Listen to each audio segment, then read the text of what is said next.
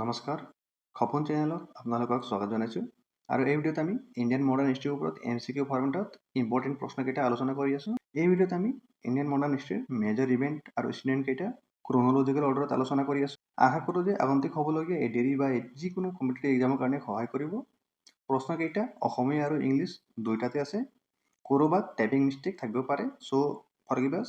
Indian modern history start হৈছে after advent of British East India company in 1600 CE। British East India কোম্পানীৰ বিষয়ে চামাৰিত আমি অলপ কথাখিনি জানি লওঁ। East India Company was granted the royal charter by Queen Elizabeth I on 31st December 1600 CE to trade exclusively with eastern countries for 15 years. British Emperor James I sent Captain William Hawkins to Port of Jahangir in 1608 to seek permission to establish trading post in India. প্ৰশ্ন অলপ বেলেগকৈ আহিব পাৰিব যে British empire James ওৱানে কাক পঠাইছিলে in the court of Jahangir in 1608 বা কেতিয়া পঠাইছিলে। আৰু থাৰ্ড পইণ্টটো হ'ল in southern India British establish their first factory in at Machilipatnam in 1611। এই প্ৰশ্নটো বহুত কমন আহি থাকে যে ব্ৰিটিছে প্ৰথম ফেক্টৰী ক'ত গঠন কৰিছিলে, ইষ্টাব্লিছ কৰিছিলে। উত্তৰটো হ'ব মাছলিপট্টনম which is in Andhra Pradesh, which was followed by Madras and Hooghly.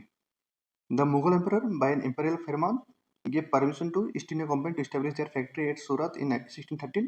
1613 সুৰতত কাৰখানা স্থাপন কৰিবলৈ পাৰমিশ্যন দিছিলে মোগল এম্পায়াৰে। আমি মূল প্ৰশ্নকেইটা চাই লওঁ। প্ৰথম প্ৰশ্নটো হ'ল দ্য বেটেল অফ পলাচী টুক প্লেচ ইন হুইচ ইয়াৰ। শুদ্ধ উত্তৰটো হ'ব 1757। It was fought between East India Company and Nawab of Bengal. So' East India কোম্পানীৰ হৈ কমাণ্ডাৰ আছিল ৰবাৰ্ট ক্লাভ আৰু নৱাব বেংগল তেতিয়া আছিল চিৰাজউদ্দৌলা। এই যুদ্ধটো ব্ৰিটিছে জিকিছে after East India company got dastak pass where they could trade freely. তেওঁলোকে বেপাৰ বাণিজ্য ফ্ৰীলি কৰিব পাৰিছিলে। When did battle of Buxar took place. Battle of Buxar কেতিয়া হৈছিল। শুদ্ধ উত্তৰটো হ'ব 1764। The battle of Buxar took place on October 22, 1764 between British East India Company and three major rulers of that period, Sirajuddaulah, Mir Qasim and Shah Alam II. The battle resulted in 1765 Treaty of Allahabad, and this battle was won by East India Company and it resulted in Treaty of Allahabad. এই বিষয়ত আমি এক্সামত প্ৰশ্ন দেখিব পাওঁ যে treaty of Allahabad কেতিয়া স্বাক্ষৰিত হৈছিলে। শুদ্ধ উত্তৰটো হ'ব 1765। Between whom? Between East India Company and United Force of Sirajuddaulah, Mir Qasim and Shah Alam II. After the Battle of Buxar, East India Company took over the Diwani rights. In which year was the Treaty of Allahabad signed? Allahabad চুক্তিখন কেতিয়া স্বাক্ষৰ হৈছিলে। শুদ্ধ উত্তৰটো হ'ব 1765। In which year was the Sipahi mutiny took place? চিপাহী বিদ্ৰোহ কিমান চনত বা কেতিয়া হৈছিল। শুদ্ধ উত্তৰটো হ'ব 1757। আৰু চিপাহী বিদ্ৰোহ দুটো জেগাৰ পৰা ষ্টাৰ্ট হৈছিলে। শুদ্ধ উত্তৰটো হ'ব মেৰঠ। And it is also known as First War of Independence. Which act marked the transfer of administration of India from East India Company to British Crown? কোনটো আইনে ভাৰতৰ প্ৰশাসন ইষ্ট ইণ্ডিয়া কোম্পানীৰ পৰা ব্ৰিটিছলৈ হস্তান্তৰ কৰিছিল। শুদ্ধ উত্তৰটো হ'ব option B, government of India act 1858। Who was the first governor general of India. ভাৰতৰ প্ৰথম গভৰ্ণৰ জেনেৰেল কোন আছিল। শুদ্ধ উত্তৰটো হ'ব Warren Hastings, option B. Who was the first viceroy of India. ভাৰতৰ প্ৰথম ভাইচৰয় কোন আছিল। Lord Canning, option B. In which year did the indigo rebel took place. বংগত কোন সনত নীলা বিদ্ৰোহ সংঘটিত হৈছিল। শুদ্ধ উত্তৰটো হ'ব 1859। In which year was the Poona Sarvajanik Sabha established. পুনা সাৰ্বজনিক সভা কেতিয়া প্ৰতিষ্ঠিত হৈছিল। শুদ্ধ উত্তৰটো হ'ব 1870, option B. In which year was the first all India census conducted. ভাৰতৰ প্ৰথম জনগণনা কেতিয়া হৈছিল। শুদ্ধ উত্তৰটো হ'ব 1871, option B. On which date was Indian national Congress founded. ভাৰতীয় ৰাষ্ট্ৰীয় কংগ্ৰেছ কেতিয়া গঠন কৰা হৈছিল। শুদ্ধ উত্তৰটো হ'ব December 28, 1885। Very important question. এই প্ৰশ্নটো বাৰ পৰা এক্সামত আহি থাকে। আমি দেখা পাওঁ যে ইয়াৰ বিষয়ত প্ৰশ্ন আহিবই। প্ৰথম সভাপতি কোন আছিল এইটো আহে। শুদ্ধ উত্তৰটো হ'ব WC বেনাৰ্জী। আৰু হু ৱেৰ দ্য ফাউণ্ডাৰ্ছ ইষ্টাব্লিছ কৰিছিলে।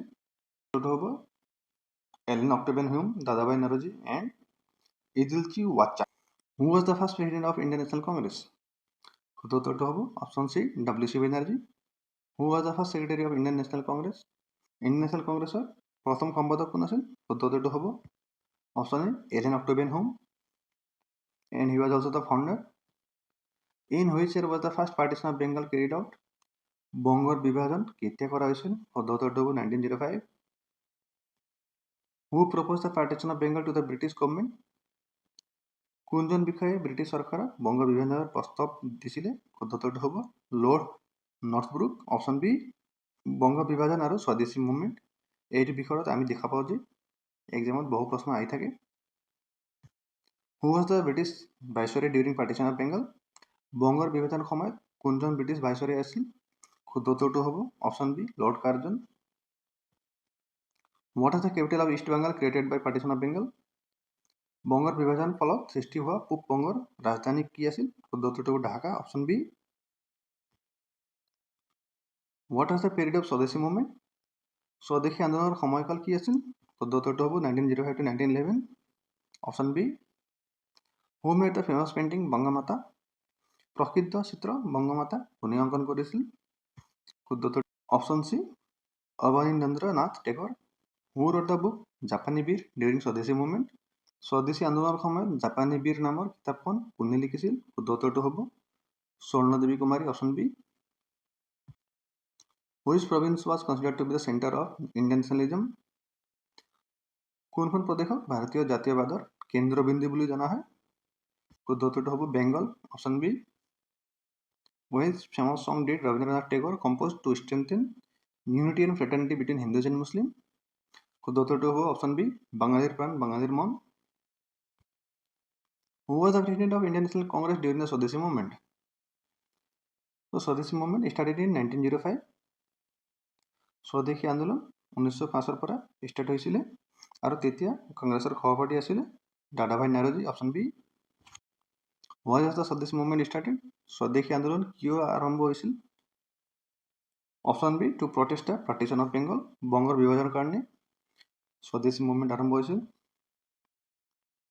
Which song became the theme of Indian national movement during Swadeshi movement? শুদ্ধ উত্তৰটো হ'ব option B Vande Mataram. Who was the first to suggest the boycott of British good in Bengal? British সামগ্ৰী বৰ্জন পৰামৰ্শ দিয়া প্ৰথম বিষয়া কোন আছিল? শুদ্ধ উত্তৰটো হ'ব Krishna Kumar Mitra. Option A. In which year was the all India Muslim league founded? Muslim league কেতিয়া গঠন কৰা হৈছিল? শুদ্ধ উত্তৰটো হ'ব 1906। Option C. Who was the administrator that help in the foundation of Muslim league? শুদ্ধ উত্তৰটো হ'ব lord Minto. Option C lord মিণ্টোৱে মুছলিম লীগৰ গঠনলৈ সহায় কৰিছিল। In which year did Indian national Congress splitted during its Surat session? শুদ্ধ উত্তৰটো হ'ব 1907। বা প্ৰশ্ন বেলেগকৈ আহিব পাৰিব যে কংগ্ৰেছৰ বিভাজন কেতিয়া হৈছিল, কোনটো চনত হৈছিল? শুদ্ধ উত্তৰটো হ'ব 1907। আৰু কোনটো ছেছনত বা কোনটো অধিৱেশনত? এইটো হ'ব চুৰাট ছেছন।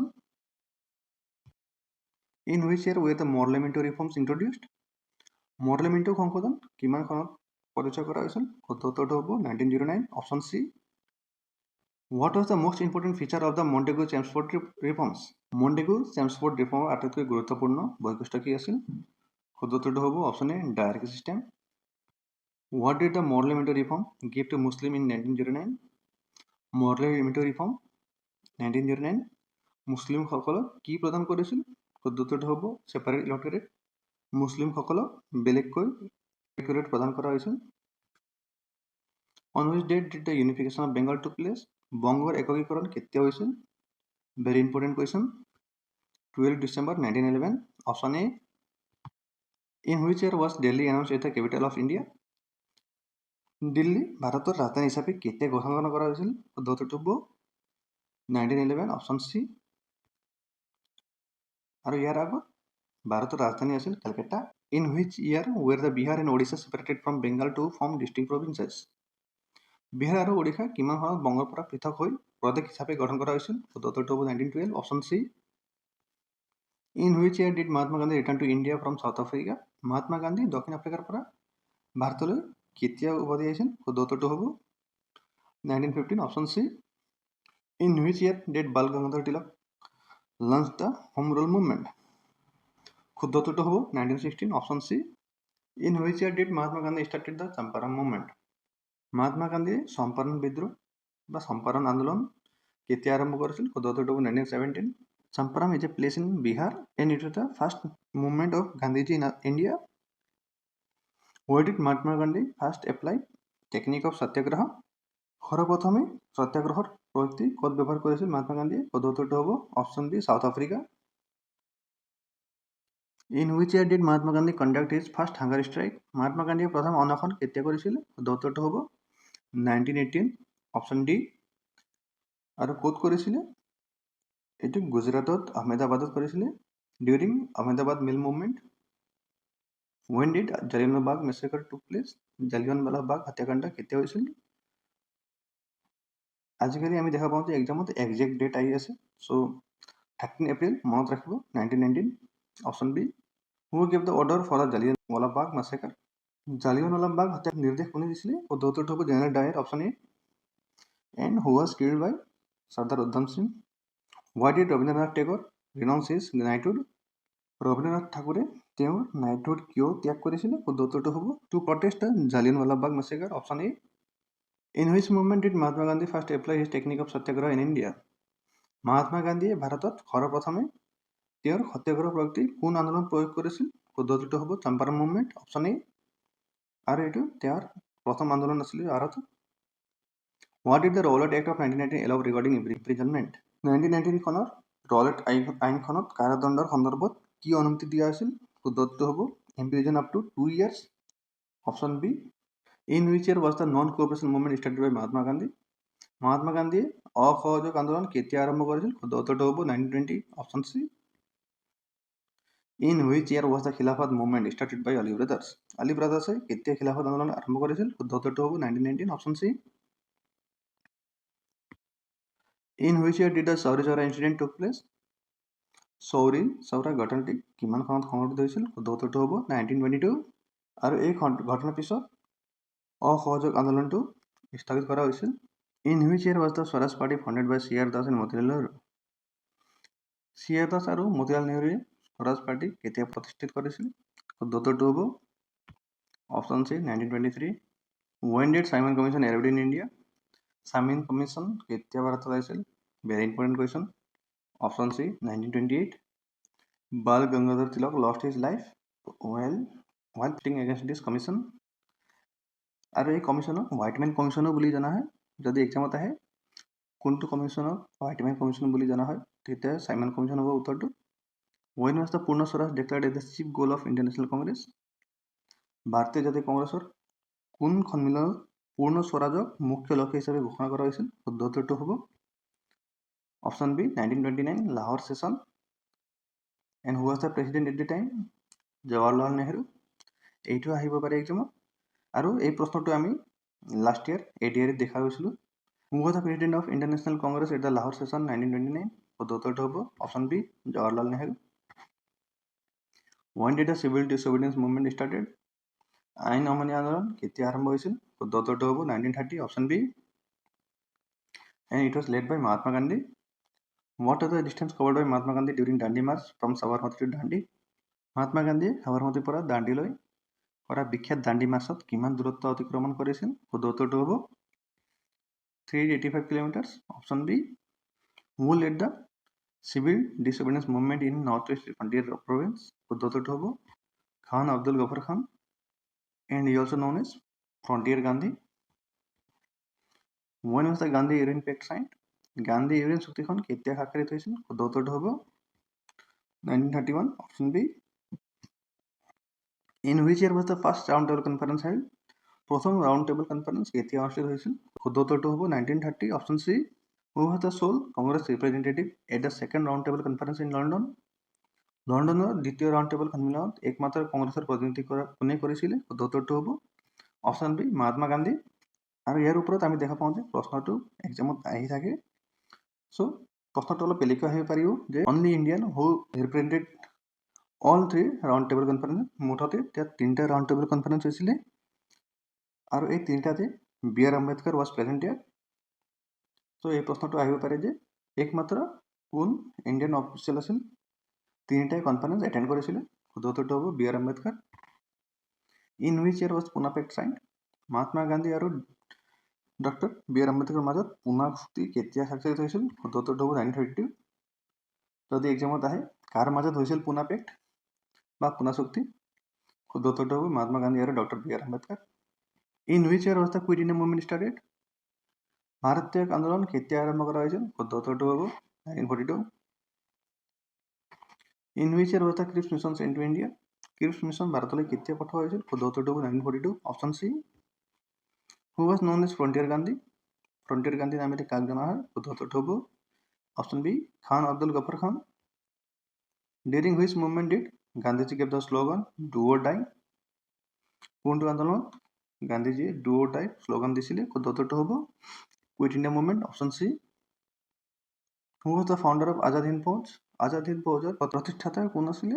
শুদ্ধ উত্তৰটো হ'ব Option A. সুভাষ চন্দ্ৰ বোস. আৰু কেতিয়াবা আমি দেখা পাওঁ যে মোহন সিংহ আহিব পাৰে এক্সামত. Give me blood and I shall give you freedom is famous quote attributed to his Indian leader. শুদ্ধ উত্তৰটো হ'ব Option A. Netaji Subhash Chandra Bose. India Wins Freedom is the autobiography of which Indian leader? শুদ্ধ উত্তৰটো হ'ব আব্দুল কালাম আজাদ. স্মল লেটাৰত হৈ আছে, ক্ষমা কৰিব. What is the name of women's regiment of the Indian National Army? ভাৰতীয় জাতীয় বাহিনীৰ মহিলা ৰেজিমেণ্ট নাম কি আছিল? শুদ্ধ উত্তৰটো হ'ব Option A. ৰাণী অফ ঝাঁচি regiment. What is the slogan of Indian National Army? Indian National Army slogan কি আছিল? শুদ্ধ উত্তৰটো হ'ব জয় হিন্দ. Option A. What was individual satyagraha also known as? বা ইণ্ডিভিজুৱেল সত্যাগ্ৰহ কেতিয়াৰ পৰা আৰম্ভ হৈছিল? শুদ্ধ উত্তৰটো হ'ব 1940. আৰু ইয়াক কি বুলি জনা হয়? দিল্লী চলো সত্যাগ্ৰহ. Option A. ইয়াক আমি দিল্লী চলো সত্যাগ্ৰহ বুলি জানো. Who sent the cabinet mission to India? Cabinet মিছনটো কোনে পঠাইছিলে ভাৰতত? শুদ্ধ উত্তৰটো হ'ব Option B. ক্লেমেণ্ট এটলি বা sir Clement Attlee. When was the Lord Mountbatten appointed as the Viceroy of India? Lord Mountbatten ভাৰতৰ ভাইচৰয় হিচাপে কেতিয়া নিযুক্তি দিয়া হৈছিল? শুদ্ধ উত্তৰটো হ'ব March 1947. Option B. When did British government pass the Indian Independence Act? ইংৰাজ চৰকাৰে কেতিয়া ভাৰতৰ স্বাধীনতা আইন গৃহীত কৰিছিল? শুদ্ধ উত্তৰটো হ'ব 1947. Option C. Who was appointed as the first Governor General of Free India? স্বাধীন ভাৰতৰ প্ৰথম গভৰ্ণৰ জেনেৰেল হিচাপে কাক নিযুক্তি দিয়া হৈছিল? শুদ্ধ উত্তৰটো হ'ব Option B. Lord Mountbatten. Very important question. What is the name of international boundary line between India and Pakistan? শুদ্ধ উত্তৰটো হ'ব Option C. Radcliffe Line. When did Bangladesh attain independence from Pakistan? বাংলাদেশে পাকিস্তানৰ পৰা কেতিয়া স্বাধীনতা লাভ কৰিছিলে? শুদ্ধ উত্তৰটো হ'ব 1971. Option C. Thank you for watching our video and don't forget to subscribe. ধন্যবাদ.